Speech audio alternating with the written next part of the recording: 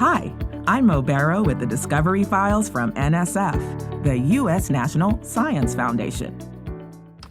You're just typing away, sending an email, browsing the web, posting on social media while behind the scenes, your privacy is at risk. Websites today rely on computer programming scripts that track your browsing history and collect private data. To protect themselves, many people are turning to privacy browsers and tools. But these tools sometimes have to either block privacy-harming scripts and break websites, or sacrifice privacy and allow the sites to continue functioning. With support in part from NSF, a research team led by computer scientists at the University of California, San Diego, are working on a solution.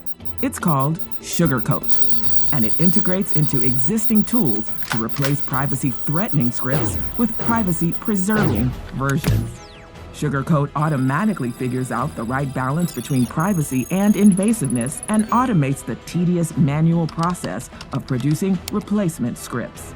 This changes the game, keeping analytics companies away from your private data and protecting you. Discover how the U.S. National Science Foundation is advancing research at nsf.gov.